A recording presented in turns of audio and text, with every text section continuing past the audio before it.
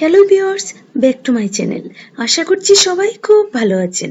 আজ আমি কাঁচা কাঁঠালের একটা দুর্দান্ত নিরামিষ রেসিপি নিয়ে আপনাদের সামনে হাজির হয়েছি।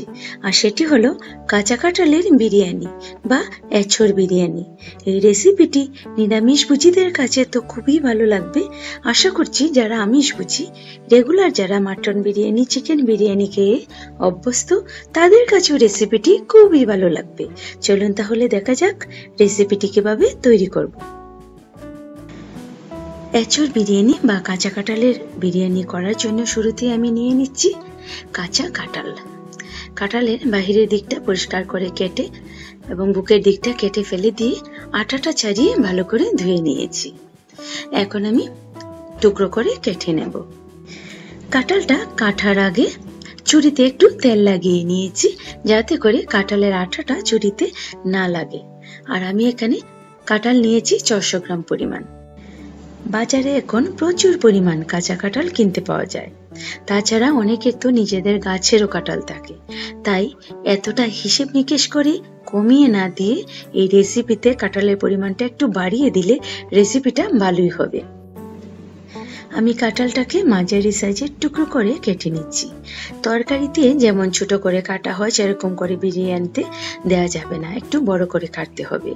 আর কাঁঠালটা বেশি পুক্ত দেখে না নিয়ে একটু কচি দেখে নিতে হবে, কারণ কাঁঠাল বেশি পুক্ত হয়ে গেলে বিচির কোষাগুলো শক্ত হয়ে যাবে, তখন খেতে ভালো লাগবে না। তাই একটু কচি দেখে কাঁঠালটা নিতে হবে।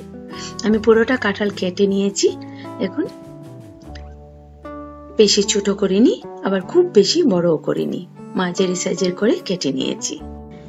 কাঁঠালটাকে কেটে একটা প্লেটে তুলে নিয়েছি। এখন আমি হলুদ জলে ভিজিয়ে রেখে দেব। আমি এখানে 1 লিটার জলের সাথে আধা চা চামচ হলুদ গুঁড়ো মিশিয়ে 15 মিনিটের জন্য কাঁঠালটাকে ভিজিয়ে রেখে দেব। এতে করে কাঁঠালের যে বাকি কষ্টটুকু আছে সেটা বেরিয়ে যাবে। এই ফাঁকে আমি আরো দুটো কাজ করে নেব। প্রথমে আমি মশলাটা তৈরি করে নিচ্ছি। তার জন্য একটা বোলে নিয়ে নিচ্ছি আধা চা চামচ পরিমাণ হলুদ গুঁড়ো, আধা চা চামচ পরিমাণ মরিচ গুঁড়ো, আধা চা চামচ পরিমাণ ধনিয়া গুঁড়ো, 1 চা চামচ পরিমাণ জিরে গুঁড়ো। এখন আধা কাপ পরিমাণ জল দিয়ে মশলাটাকে ভিজিয়ে রেখে দেব। রান্নার কিছুক্ষণ আগে এভাবে মশলাটাকে ভিজিয়ে রেখে দিলে রান্নার টেস্টটা কিন্তু অনেক ভালো হয়। এই মশলাটাকে ভিজিয়ে রেখে বিরিয়ানির জন্য একটা স্পেশাল গুঁড়ো মশলা তৈরি করে নেব। তার জন্য আমি এখানে নিয়েছি 6টা ছোট এলাচ, একটা বড় এলাচ, একটা স্টার এনিস, 2 টুকরো দারচিনি, 3টা পাপড়ি জয়ত্রী, 2 টুকরো জায়ফল, 1 চা চামচ শাহি জিরা, কয়েকটা গোলমরিচ এবং কয়েকটা লবঙ্গ। এগুলোকে আমি শুকনো প্যানে ভেজে নেব। ভেজে আমি গুঁড়ো করে নেব। বেশিক্ষণ সময় ভাজতে হবে না, 4-5 মিনিট সময় ভাজলেই হবে। তারপর একটু ঠান্ডা করে গুঁড়ো করতে হবে। ভাজা হয়ে গেছে, এখন আমি নামিয়ে নিচ্ছি। তারপর গুঁড়ো করে নেব। এখন আমি ভিজিয়ে রাখা কাঁঠালটাকে জল থেকে তুলে নিচ্ছি। জলটা ভালো করে ঝরিয়ে নিতে হবে। আমি কিন্তু কাঁঠালটাকে আগে থেকেই সিদ্ধ দেব না, সরাসরি রান্নায় চলে যাব। তবে সিদ্ধ হবে কি হবে না সেরকম চিন্তার কোনো কারণ নেই। দেখবেন রান্না করতে করতে অটোমেটিক সিদ্ধ হয়ে গেছে, এবং এই প্রসেসে রান্না করলে এই কাঁঠালটা খেতে অনেক বেশি মজাদার হবে। আমি এখন চুলায় একটা প্যান বসিয়ে 2 টেবিল চামচ পরিমাণ সয়াবিন তেল দিয়ে তেলটাকে একটু গরম করে নিলাম। এখন এই তেলে কাঁঠালটাকে ভেজে নেব। তবে ভাজার সময় হলুদ বা লবণ কিছুই দেব না। অনেকেরই ধারণা কাঁচা কাঁঠাল রান্না করার আগে বোধহয় সিদ্ধ দিতেই হবে, তা না হলে হয়তোবা রান্না করার সময় বেশি লেগে যাবে। সেরকম আসলে কিছু না, বরং আগে সিদ্ধ দিলে জলটা কাঁঠালের ভেতর আগে থেকেই ঢুকে বসে থাকবে। তার জন্য তেল মশলাটা ঢুকতে পারবে না এবং খেতে একটা ভেজা ভেজা ভাব আসবে, একদমই ভালো লাগবে না। আমার তো ভালো লাগেই না।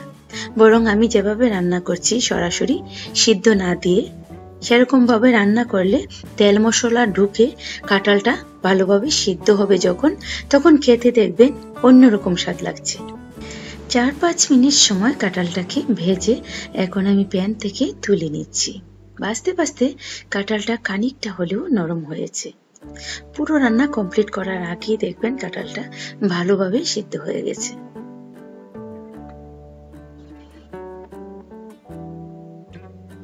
প্যান থেকে কাঁঠালটা তুলে নিলাম।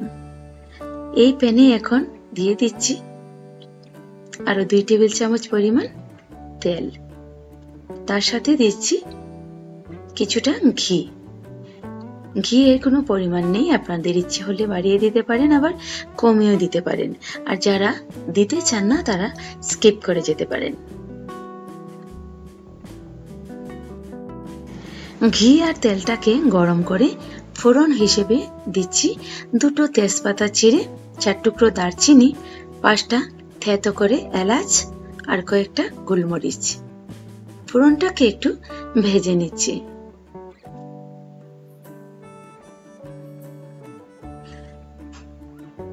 ফোড়নটা ভেজে দিয়ে দিচ্ছি ভিজিয়ে রাখা মশলাটা। মশলাটাকে একটু কষিয়ে নিচ্ছি।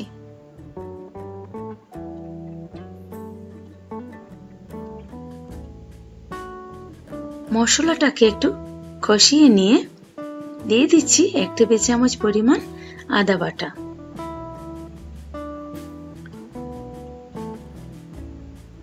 দিয়ে দিচ্ছি একটা টমেটো কুচি। এখন আদা বাটা আর টমেটোটাকে মশলার সাথে মিশিয়ে আরেকটু সময় কষিয়ে নিচ্ছি। টমেটোটা যতক্ষণ পর্যন্ত না গলছে ততক্ষণ পর্যন্ত কষিয়ে নিলাম। এই পর্যায়ে দিয়ে দিচ্ছি ভেজে রাখা কাঁঠাল।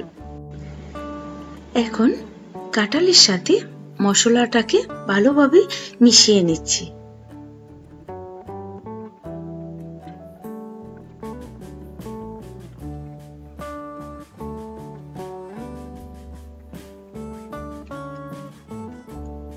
কাঁঠালের সাথে মশলাটাকে ভালোভাবে মিশিয়ে নিলাম। এই পর্যায়ে দিয়ে দিচ্ছি আধা কাপ পরিমাণ ফেটানো টক দই। তারপর দিচ্ছি 1 টেবিল চামচ পরিমাণ লবণ। লবণটা আপনারা আপনাদের স্বাদ মতো দিয়ে দেবেন। তারপর দিচ্ছি সেই বিরিয়ানির স্পেশাল গুঁড়ো মশলা 1 টেবিল চামচ পরিমাণ। টক দই দেওয়ার সময় কিন্তু আগুনটাকে একদম কমিয়ে দিতে হবে, তা না হলে মশলাটা একদম ছাড়া ছাড়া হয়ে যাবে। আগুনটাকে কমিয়ে দিয়ে টক দইটাকে কাঁঠালের সাথে ভালোভাবে মিশিয়ে এখন আমি আগুনটাকে বাড়িয়ে দিচ্ছি। আগুনটাকে মিডিয়াম টু লোতে রেখে 5 মিনিট সময় ঢেকে দিলাম। 5 মিনিট পর ঢাকনাটা তুলে নিচ্ছি। ঢেকে দেওয়ার ফলে কাঁঠালের যে নিজস্ব জলটুকু আছে সেটা বেরিয়েছে এবং সাথে আছে টক দই। এই দুটো মিলে কিন্তু কাঁঠালটাকে খুব ভালোভাবে সিদ্ধ করে ফেলেছে। দেখুন কাঁঠালটা কিন্তু অলরেডি সিদ্ধ হয়ে গেছে। এখন আমি কিছুক্ষণ নেড়ে চেড়ে কাঁঠালটাকে আরেকটু সময় কষিয়ে নেব। আরো কিছুক্ষণ কাঁঠালটাকে কষিয়ে নিয়ে তেলটা যখন আলাদা হয়ে গেছে এই পর্যায়ে দিয়ে দিচ্ছি 300 গ্রাম পরিমাণ চিনি গুঁড়া পোলাওয়ার চাল। চালটাকে আমি আগে থেকেই ধুয়ে জলটা ঝরিয়ে একদম ঝরঝরে করে নিয়েছি। চালটাকে এখন কাঁঠালের সাথে ভালোভাবে মিশিয়ে কিছুক্ষণ সময় ভেজে নেব। আগুনটাকে এখন আমি মিডিয়াম করে দিয়েছি। চালটাকে ঝরঝরে করে ভেজে নিলাম। এই পর্যায়ে দিয়ে দিচ্ছি 2 মগ পরিমাণ জল। চাল আছে 300 গ্রাম, সাথে আছে কাঁঠাল, তার জন্য আন্দাজ মতো 600 মিলিলিটার পরিমাণ জল দিচ্ছি। আর সাথে দিয়ে দেব 1 কাপ পরিমাণ তরল দুধ। দুধটা দিলে বিরিয়ানি টেস্টটা অনেক ভালো হবে। আর কাঁঠাল অলরেডি সিদ্ধ হয়ে গেছে, তার জন্য অতিরিক্ত জল দেওয়ার কোনো দরকার নেই। এই জল আর দুধেই কিন্তু পুরোটা রান্না হয়ে যাবে। তবে আপনাদের ক্ষেত্রে জল একটু কম বেশি লাগতেই পারে, কারণ চাল যদি নতুন হয় তাহলে জলটা কম লাগবে, আর চাল পুরাতন হলে জল একটু বেশি লাগতে পারে। আমি এই পর্যায়ে দিয়ে দিলাম 1 চা চামচ পরিমাণ চিনি, সাথে দিলাম 4টা কাঁচামরিচ। কাঁচামরিচগুলোর মুখটা একটু কেটে দিয়েছি। আর এই চিনিটা দেওয়ার ফলে বিরিয়ানির টেস্টটা কিন্তু অনেক ভালো হবে। এখন আমি সবকিছুকে একসাথে মিশিয়ে ভালোভাবে নেড়ে নিলাম। ভালোভাবে নেড়ে 10 মিনিটের জন্য ঢেকে দিয়ে দিচ্ছি। 10 মিনিট পর ঢাকনাটা তুলে নিচ্ছি। জলটা অনেকটাই শুকিয়ে গেছে। চালটা যেন সব দিকে সমানভাবে সিদ্ধ হয়, তাই ভালোভাবে একটু নেড়ে দিচ্ছি। আগুনটাকে আগের থেকে আরেকটু কমিয়ে আরো 5 মিনিটের জন্য ঢেকে দিয়ে দিচ্ছি।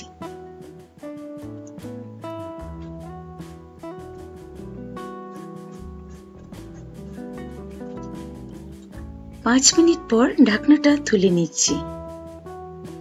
চালটা কিন্তু এখন 90% সিদ্ধ হয়ে গেছে। এখন আমি উপর নিচ করে একটু নেড়ে দিচ্ছি।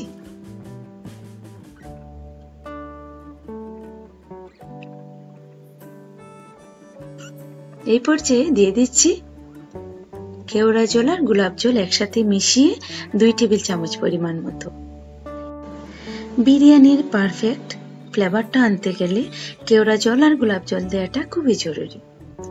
কেওড়া জল আর গোলাপ জল দেওয়ার পর দিয়ে দিচ্ছি 1.5 চা চামচ পরিমাণ বিরিয়ানির সেই স্পেশাল গুঁড়ো মশলাটা। তারপর আবার একটু নেড়ে সবকিছুকে একসাথে মিশিয়ে নিচ্ছি। খুব জোরে জোরে নাড়লে বিরিয়ানির রাইসটা ভর্তা হয়ে যাবে, তাই খুব আলতো করে আমি মশলাটাকে মিশিয়ে নিচ্ছি। সব শেষে উপরে একটু ঘি ছড়িয়ে আগুনটাকে ডিম করে কয়েক মিনিটের জন্য ঢেকে রেখে দেব। এতে করে বাকি 10%ও সিদ্ধ হয়ে যাবে। তারপর নামিয়ে সার্ভ করে নেব। বেশ, তৈরি হয়ে গেল নিরামিষ কাঁচা কাঁঠালের বিরিয়ানি বা এঁচোড়ের বিরিয়ানি। ভিউয়ার্স, এই রেসিপিটি আপনাদের ভালো লাগলে ফ্রেন্ড ও রিলেটিভদের সাথে শেয়ার করতে পারেন। আর যারা আমার চ্যানেলটিকে এখনো সাবস্ক্রাইব করেননি তারা প্লিজ আমার চ্যানেলটিকে সাবস্ক্রাইব করে নেবেন। আজ তাহলেই বিদায় নিলাম। আবার দেখা হবে অন্য কোনো রেসিপি নিয়ে। সে পর্যন্ত সবাই খুব ভালো থাকবেন।